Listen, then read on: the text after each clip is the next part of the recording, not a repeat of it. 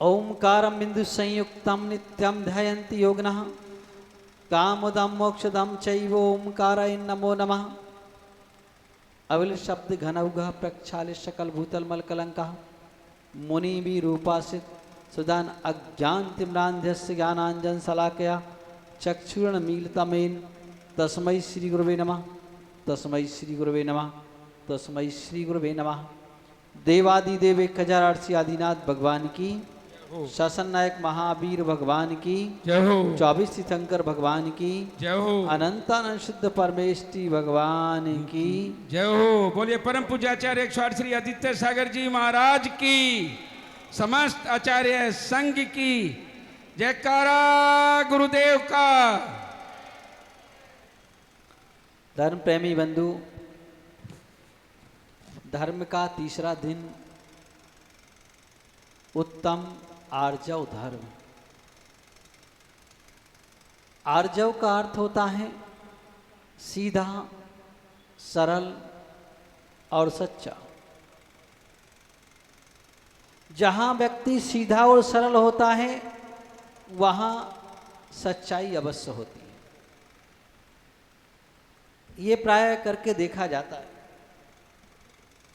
तो यहां पर टेढ़ापन कैसे आता है और ये आर्जव धर्म हमारे अंदर कैसे प्रकट होगा और इसके क्या क्या कारण होंगे जिनको छोड़ना होगा। तो सबसे पहले का आर्जव धर्म माया कसाय के त्याग से उत्पन्न होता है। जब मायाचारी का परित्याग किया जाए तो आर्जव धर्म प्रकट होता है।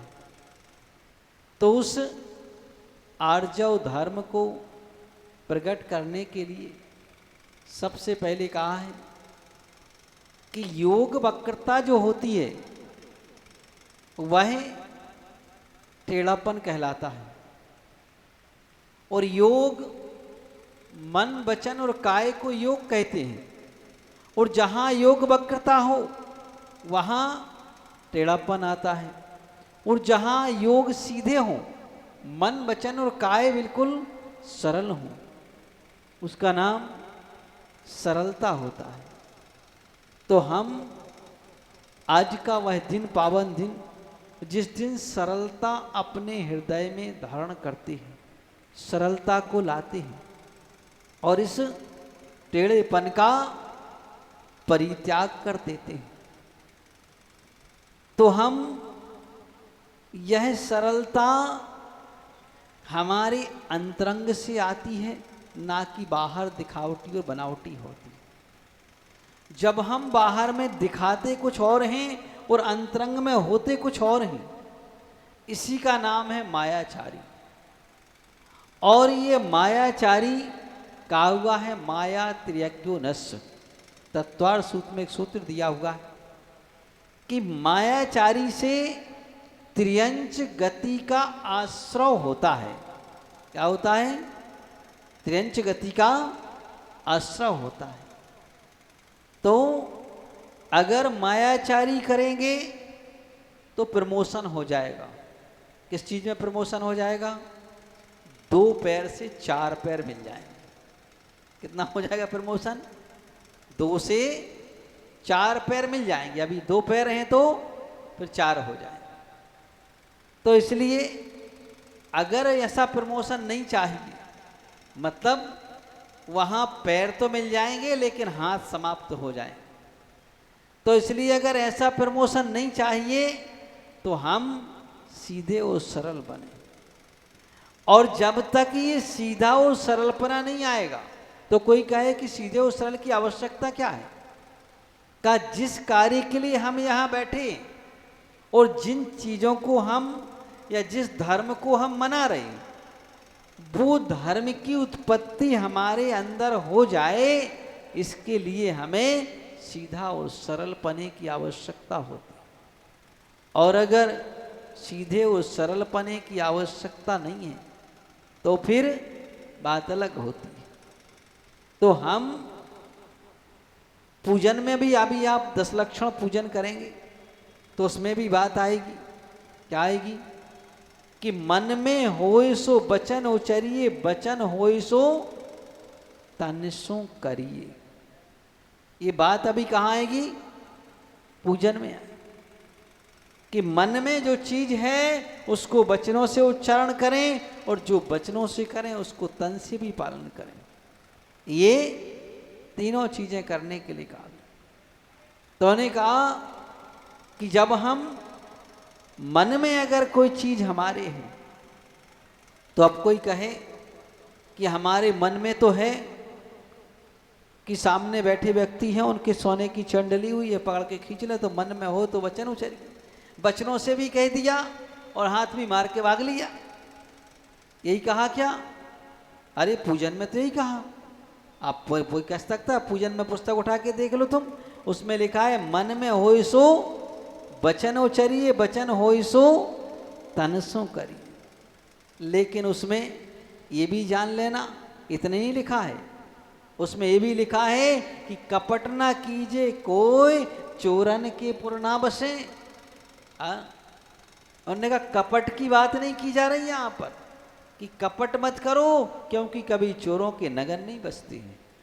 हाँ, तो का कपट का भी पहले परित्याग करना है कि हमारे अंदर ये ना हो गए। और यहाँ पर सरलता के लिए कहा जा रहा है, मायाचारी के त्याग के लिए कहा जा रहा है। दूसरे की ठगी का अर्थ भी मायाचारी होता है, और दूसरे का धन ठग लेना ये भी एक मायाचारी है। तो इन सब के त्याग की बात यहाँ पर की जा रही है कि हमें किसी से ठगी नहीं करना है। और का हम अपना जीवन चलाते हुए कई प्रकार की समस्याएं आती हैं, लेकिन उन समस्याओं के आते हुए भी विचार ये करना हमें कि भगवान के सामने हाथ जोड़ करके कि भगवान हमारा जीवन सरलता से, नेचुरल और सच्चाई से व्यतीत हो जाए। तो अगर ये सच्चाई और सरलता से जीवन व्यतीत हो जाए तो ये सच्चाई और सरलता का जीवन हमारे लिए पुनः मनुष्य गति को देने वाला होता है। फिर से हम मनुष्य बनना चाहते कि नहीं? बनना चाहते ना। तो जैसे व्यक्ति व्यापार करता ना, तो व्यापार में क्या कर चाहता है? एक बराबरी का व्यापार होता है, एक प्रॉफिट का व्यापार होता है, एक घाटे का व्यापार होता है। तो कोई घाटे का व्यापार करना चाहता क्या? नहीं करना चाहता। सब चाहते हैं कि हमारे अंदर प्रॉफिट हो, और अगर प्रॉफिट ना हो सके तो कम से कम बराबरी में खर्च पत्त काट के अपना काम तो चलाते रहे। ये भी चलो भाई ठीक है, बात इतना तो चलता रहे। तो वैसे तो हर कोई हम प्रॉफिट का व्यापार चाहते हैं कि हमारा व्यापार अच्छा चल जाए, उन्नति का वाला व्यापार हो जाए। तो अगर हम उन्नति वाला व्यापार, देखिए एक लौकिक व्यापार होता है और एक पारलौकिक व्यापार होता है। यहाँ लौकिक व्यापार का दृष्टांत दे करके तुम्हें बतलाई जा रही बात कि हमारा पारलौकिक व्यापार उच्चता के साथ चल जाए, श्रेष्ठता के साथ चल जाए, ऐसे उस पारलौकिक व्यापार की यहाँ पर बात की जा रही है। तो वह पारलौकिक व्यापार हमारा उच्चता के साथ हो। तो पारलौकिक व्यापार क्या है? कि हम मनुष्य से मनुष्य फिर से बन जाएं या देवगति को प्राप्त हो जाएं। ऐसा ना हो कि आज तो मनुष्य हैं और आगे चल करके नरक और तिरंज गति को ना चले जाए। तो उन गतियों से बचने के उपाय क्या हैं? तो वही सरलता यहाँ पर बताई जा रही कि उनसे बचने के उपाय ये हैं कि हम सरलता और सीधापन के साथ अगर अपना जीवन यापन करते हैं तो हमारा जीवन का परलोक में अच्छा प्राप्त हो जाए। तो हम इस तरह का व्यापार करें कि जिससे हमारा जीवन बहुत अच्छा बन जाए, ये हमारी आत्मा अच्छी गति को प्राप्त हो, ऐसा व्यापार हमें लिए करने की बात कही जा रही। और इस व्यापार के लिए वर्तमान में भले ही तुम्हें कोई बुद्धू कह देगा कि इसको तो अकल ही नहीं है, देखो कैसा काम करता है, दुनिया को देखो कितनी बेईमानी बदमाशी करके कितना कमा रहे हैं। तो हम वर्तमान को अकेले ना देखें, वर्तमान के साथ भविष्य भी देखें कि हमारा भविष्य क्या होने वाला है ना। आपको भविष्य की बात बताने के लिए आते हैं ना वो लाइफ इंश्योरेंस वाले, वो बताते हैं ना कि भाई ये पॉलिसी खुलवा लो तो ऐसा हो जाएगा, ये पॉलिसी खुलवाओ तुम्हें आखिरी में बुढ़ापे में इतना रुपया मिल जाएगा, इतनी तुम्हें किस्त मिल जाएगी। कब के लिए बताते हैं वो? वर्तमान के भविष्य के लिए, मतलब इसी पर्याय के भविष्य के लिए वह ये बात बताते। तो हमारे तीर्थंकर भगवान एक लाइफ इंश्योरेंस के एजेंट हैं। उन्होंने वर्तमान की बात भी बताई और अगली पर्याय की बात भी बताई। उन्होंने कहा इस पर्याय में तो तुम्हारा अच्छा चले गई, लेकिन आगामी पर्याय भी तुम्हें अच्छी मिल जाए, इसके लिए क्या करो? तो उन्होंने कहा ये वाली पॉलिसी खोल लो। कौन सी पॉलिसी? कहा कि आर्जव धर्म की पॉलिसी खोल लो, मायाचारी का परित्याग करो, है ना, मन वचन काय को सीधा रखो, टेढ़ा मत रखो। तो इससे क्या होगा? इससे तुम्हें ये होगा कि तुम जो मनुष्य हो तो फिर से मनुष्य बन जाओगे। और कहा ऐसे सामान्य मनुष्य नहीं बनोगे। कैसे बनोगे? कहा तुम भोग भूमि के मानव बनोगे। कहाँ के? भोग भूमि के मानव, यहाँ के मानव नहीं। तो भोग भूमि के मानव, जहाँ की आयु तुम्हें 3 पल्ल की मिलेगी, सामान्य आयु नहीं मिलेगी, और विक्रिया रिद्धि के धारी होगे, अवधि ज्ञान के धारी होगे, ऐसी वहाँ पर अवस्था मिलेगी। का ऐसी वाली अगर ये पॉलिसी खोल लोगे तो सबसे ज़्यादा लाभ में रहोगे। तो यहाँ पर कहा कि इस पॉलिसी को अगर हमने खोला तो हम इस तरह से उस श्रेष्ठ धर्म को पाने का पुरुषार्थ कर लेंगे। तो बंधु, आज का धर्म ये कहता है कि हम जैसे अंदर में हैं वैसे ही बाहर में रहें। एक बालक वत व्यवहार करें। जैसे एक बच्चा होता ना, बच्चा जैसा देखता है वैसा ही बोलता है। उसमें उसको तो फिर उसके माता पिता सिखाते हैं कि ऐसा नहीं बोलना है। कैसा बोलना है? कोई पापा को बुलाने आए, घर में बैठे हो तो कह देना बाहर गए। ये तो बाद में सिखाया जाता है। पहले तो वो जैसा देखता है वैसे ही बोलता है, फिर वो भी जाके बाहर बोल देता है कि पापा ने कहा है कि बाहर गए, है ना। ऐसा बोल दो, है ना। तो इसलिए हम बिल्कुल सीधे और सरल बनने का पुरुषार्थ करें, क्योंकि कपटता से, छल से, बेईमानी से, बदमाशी से कभी किसी की उन्नति नहीं होती है। और अगर पूर्व पुण्य हो, देखिए कई बार ऐसी बहुत सारी शिकायतें आती हैं कि महाराज हम इतनी ईमानदारी से चलते हैं, रोज भगवान का अभिषेक करते हैं, पूजन करते हैं, फिर भी हमारे पास कुछ भी नहीं आ पा रहा है। और वो देखो इतनी कई मंदिर भी नहीं आते, इतनी बेईमानी करते हैं, फिर भी देखो तो फलाभूत हो रहे। तो कहा इसके लिए जब हम कर्म सिद्धांत को जान लेते हैं कि कर्म सिद्धांत कहता है कि कर्म की एक सिस्टम, एक व्यवस्था होती है। जैसे आप बैंक में पैसा जमा करते हो ना, तो बिल्कुल बैंक के जैसा कर्म सिद्धांत होता है कि अब अगर आपने अभी इसी वक्त बैंक में पैसे जमा कर दिए और तत्काल तुम्हें जरूरत हो तो तुरंत नहीं निकलेंगे। निकलते क्या? क्यों नहीं निकलते? वो कहते हैं सिस्टम चलेगा, पहले हमारे खाते में चढ़ेंगे, फिर तुम्हारे खाते में जाएंगे, फिर तुम आवेदन करोगे तब वापस मिलेंगे, सीधे डायरेक्ट नहीं मिल पाते हैं। तो का जब डायरेक्ट नहीं मिल पाते हैं तो ऐसे ही कर्म सिद्धांत चलता है। उन्होंने कहा कि कर्म सिद्धांत, आज आपने कर्म किया है तो बीच में कुछ उस कर्म को सेट होने में टाइम लगता है, जिसको अवादा काल शास्त्रीय भाषा में कहती है। तो अवादा काल जब वह पूर्ण होता है तब वह कर्म अपना फल देता है। तो ऐसे ये कर्म अगर किसी जीव ने, कर्म सब प्रकार से होता है।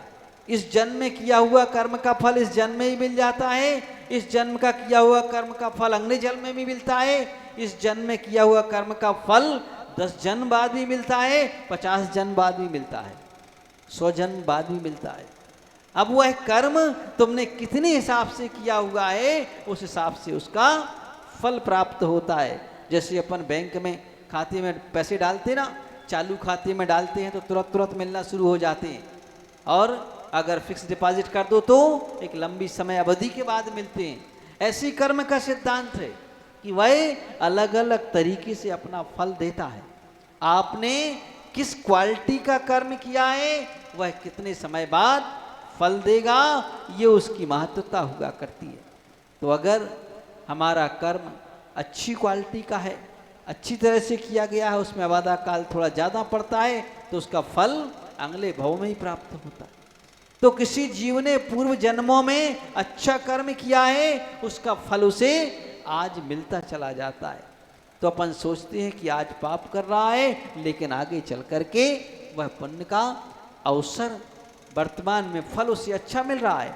तो बंधु को ये पुण्यानुबंधी पाप कर्म कहते हैं इसे, कि यह पुण्य का तो पूर्व जीवन में किया था तो अनुबंध उदय चल रहा है, लेकिन आगामी काल के लिए वह अनुबंध पाप का कर रहा है। तो इसलिए ऐसे वह पाप का अनुबंध हम ना करें, और का उसका आगामी काल में हम फल प्राप्त करें। तो ऐसा हम कर्म करें कि जिसका फल हमें इस जीवन में भी अच्छा हो और परलोक में भी अच्छा हो। आपने एक छोटी सी कहानी, बाबा भारती की कहानी शायद पढ़ी होगी, पहले हिंदी पुस्तक में चला करती थी, इस हरियाणा प्रांत में चलती थी कि नहीं पता नहीं। तो एक छोटी सी कहानी, बड़ी शिक्षाप्रद कहानी है, जो 8वीं कक्षा की पुस्तक में पढ़ाई जाती थी। कि एक बाबा भारती थे, उनके पास एक बहुत अच्छा घोड़ा था। पहले जमाने में सारा काम घोड़ों से हुआ करता था, तो बहुत अच्छी क्वालिटी का घोड़ा था, जिसकी दौड़ने की क्षमता बहुत अच्छी थी।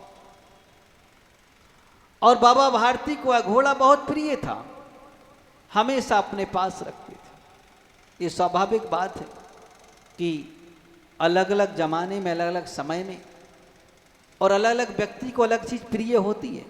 किसी को अपने बच्चे प्रिय होते हैं, तो किसी को जानवर प्रिय होते हैं। पहले ज़माने में लोगों को घोड़ा और गाय, ये 2 जानवर बहुत प्रिय होते थे। अपने घर में बहुत अच्छे से रखते थे, उनकी बहुत सेवा करते थे, और क्योंकि वह दोनों काम के थे। अब ये बात अलग बात है कि आज ज़माना बदला, तो लोगों को कुत्ते ज़्यादा प्रिय हो गए हैं। आदमी कम प्रिय रहे और जानवर अच्छे वाले कम प्रिय रहे। क्या प्रिय हो गए? कुत्ते ज़्यादा प्रिय हो गए। तो अच्छी अच्छी क्वालिटी के कुत्ते आजकल लोग रखते घरों में, भले वो काम के नहीं है। एक बार तो मैंने देखा कि साहब, एक आदमी एक कुत्ते को घुमाने ले जा रहा था। उसने रास्ते में चलते चलते पोटी की, तो उसने तुरंत अपने जेब से एक कागज़ निकाला। वो कौन सा कागज़ कहलाता है, वो निकाला और तुरंत उससे साफ की और नाली में फेंका और जेब में हाथ डाल के चल दिया। मैंने कहा अगर इस इंसान का बच्चा भी अगर ऐसा कर देता तो जी उसको शायद एक चाटा मार देगा। रास्ते में ऐसा कर दिया, लेकिन कुत्ते का तुरंत कर दिया, हाथ भी नहीं धोए। मैंने गजब का कुत्तों से प्रेम है आज के ज़माने में। तो ये ज़माना कुछ ऐसा बदला कि लोगों को कुत्तों से ज़्यादा प्रेम हो गया। उस ज़माने में लोगों को प्रेम तो था जानवरों से, लेकिन काम के जानवरों से प्रेम था, और अच्छी क्वालिटी के जानवरों से प्रेम था। तो बाबा भारती को अपने घोड़े से बहुत प्रेम था, और अपने पास रखते थे, उसकी बहुत सेवा करते थे, समय पर उसको भोजन पानी देते थे। लेकिन उस घोड़े को एक चोर ने देखा और सोचा कि ये घोड़ा तो हमारे काम का है भाई। एक रात में 12 किलोमीटर तो क्या 12 योजन पार करेंगे और चोरी करके अपने घर वापस आ जाएंगे, कोई जान भी नहीं पाएगा कहाँ से चोर आया, कहाँ चला गया। तो उसने सोचा कि ये घोड़ा तो हमें चाहिए, कैसे मिलेगा। उसने कई बार चोरी करने की जुगाड़ लगाई कि चलो इसके घर से चोरी करके इसको ले जाएंगे, लेकिन उसको अवसर ही नहीं मिलता था, क्योंकि बाबा भारती उसको अपने पास सुलाते थे। अपने पास सुलाते थे मतलब जहां वह बांधते थे वहीं सोते थे, वह घोड़ा कभी सोता नहीं है।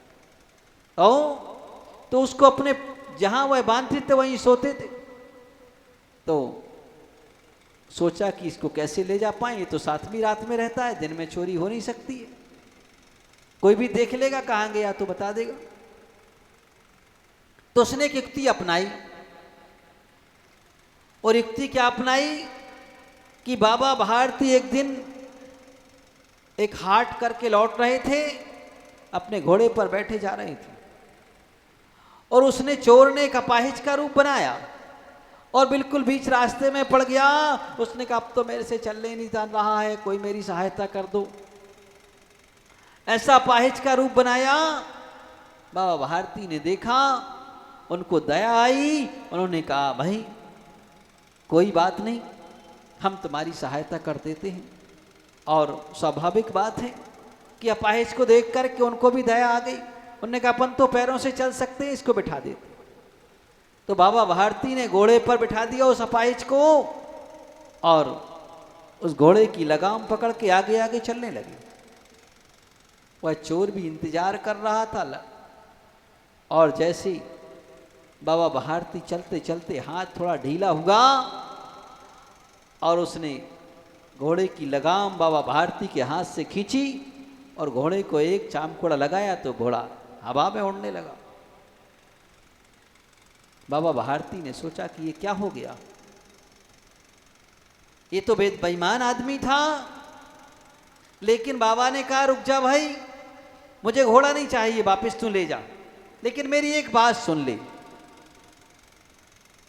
तो उन्होंने सोचा कि जब कह ही रहा है बाबा कि भाई हमें घोड़ा नहीं चाहिए, मेरी एक बात सुन ले।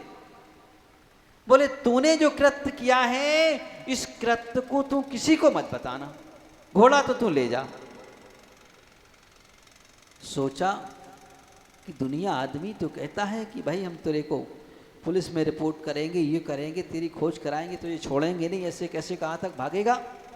वो बाबा तो कह रहा है कि ले जा, लेकिन किसी को बताना मत कि तूने किस तरह से घोड़ा चुराया। चोर का भी दिल थोड़ा परिवर्तित हुआ। उसने कहा आखिर इस बात में क्या रहस्य है। तो उसने पूछा कि बाबा जी इसमें कौन सी बात है, आप ऐसा क्यों कह रहे हैं, दुनिया तो कहती है कि तुझे छोड़ेंगे नहीं, कहां तक भागेगा। तो बाबा ने कहा कि अगर तुम इस बात को किसी दूसरे को बता दोगे तो कल से जो सच में कोई अपाहिज है तो लोग उसकी सहायता करना बंद कर देंगे। और मैं नहीं चाहता हूं कि किसी अपाहिज की सहायता ना हो, किसी अनाथ की सहायता ना हो, मैं ये नहीं चाहता। तुमने छल किया है, कपट किया है, कोई बात नहीं, तुम ले जाओ, क्योंकि अब तुम तो छल से जीत ही गए तो ले ही जाओ, लेकिन ये बात किसी को मत बताना। लेकिन आजकल क्या होता है, आजकल ये होता है कि आजकल हम दुर्गुणों का प्रचार करते हैं। कैसे क्या किया जाता है, इस चीज का प्रचार किया जाता है। कभी फिल्म देखी, फिल्मों में क्या होता है, जो व्यक्ति अवगुणों को करना नहीं जानता है, बेईमानी करना नहीं जानता है, फिल्म के माध्यम से उसमें बेईमानी करना और सिखा दिया जाता है और बड़े अच्छे से सेंसर बोर्ड पास कर देता है कि हाँ इसको दिखाओ तुम दुनिया को। मतलब आदमी बेईमानी करना सीख जाए, छल कपट करना सीख जाए। हाँ, उससे वह सो देख करके बदमाश आदमी सोचता है कि ऐसा तो मैं भी कर लूँगा, और वह इसमें और वृद्धि करने लग जाता है। तो इस तरह यह छल और कपट और बेईमानी करना आदमी प्रारंभ कर देता है। तो बंधु का इस तरह का छल कपट और बेईमानी का तो बाबा भारती ने उस चोर को जो शिक्षा दी तो उससे उसका भी हृदय परिवर्तन हो गया। उसने कहा है बाबा भारती धर्मात्मा व्यक्ति है और इस धर्मात्मा के साथ छल कपट करना उचित नहीं है। अगर करेंगे तो हमारे लिए इसमें सफलता नहीं मिल पाएगी।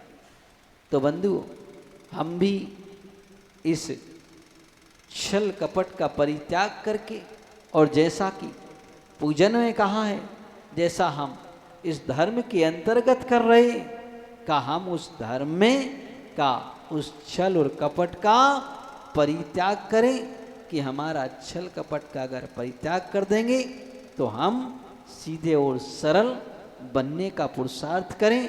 क्योंकि बेईमानी से, बदमाशी से, मायाचारी से इस जीवन में वर्तमान में पुण्य के योग से सफलता तो मिल भी सकती है कई बार, ऐसा नहीं कि नहीं मिल सकती, मिल भी सकती है, लेकिन का ये सफलता स्थायी नहीं है।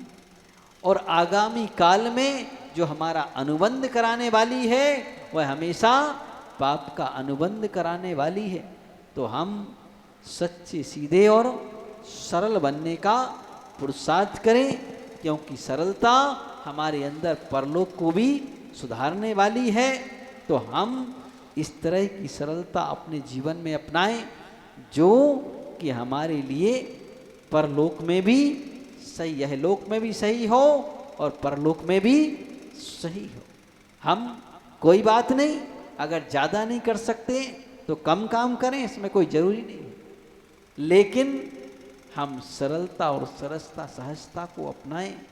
और आज देखा जाता है, क्योंकि ये पंचम काल का दौर चल रहा है, कलियुग है, कली काल है, और इस कली काल में जगह तगह जहाँ भी जाओ वहीं इसी चीज का तांडव चल रहा है। सामान्य बात नहीं है, तांडव चल रहा है। आजकल कोई सच्चा सीधा आदमी कहीं चला जाए तो उसका कोई काम ही नहीं करता, है ना, और बेईमान बदमाश दूर चला जाए तो सब जगह सफल होके आ जाता है। तो ऐसा नहीं कि सभी को सफलता मिल जाती है, सबको भी नहीं मिलती है, उसमें भी जिनका पुण्य योग हो। देखिए, इस कार्य के लिए भी पुण्य की आवश्यकता हुआ करती है, बिना पुण्य के काम नहीं हुआ करता है। तो हम सरल बनने की कोशिश करें, असरल नहीं, टेढ़े बनने की कोशिश ना करें, क्योंकि अभी आप इसी में एक बहुत अच्छी बात आती है कि एक राजा था, अयोध्या का राजा सगर नाम का, और वह सगर राजा वृद्ध होने को चला था। उसका एक बाल सफेद हो गया, और सफेद अगर बाल हो जाए तो किस चीज की निशानी है? किस चीज की निशानी है? काय की? बुढ़ापे की, है ना, बुढ़ापे की निशानी है। तो एक बाल सफेद हो गया तो बुढ़ापे की निशानी है।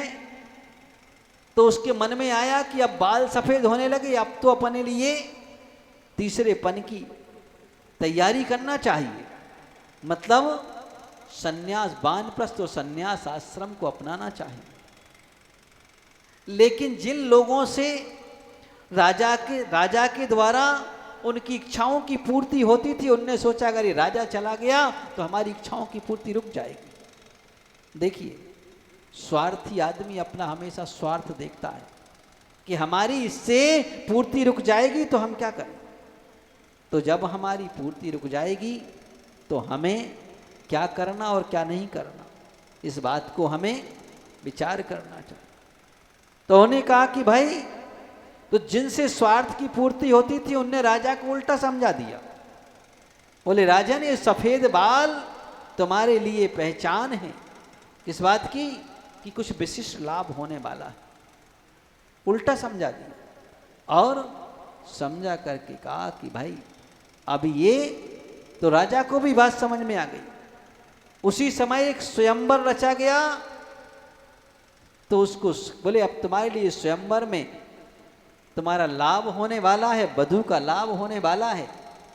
और जिन जिन लोगों ने चापलूसी करके उनको स्वयंवर में जिता भी दिया, लेकिन जिसके साथ वह वास्तव में स्वयंवर होने वाला था उसको उल्टा सिद्ध कर दिया, और वह भी बड़ा दुखी हुआ। उसने कहा अब इस जीवन को छोड़ दो जिसमें सार है, और वह भी साधु बन गया, सन्यासी बन गया। साधु बन के तप करने लगा, और एक तप करके व्यंतर देवों का महाकाल हो गया।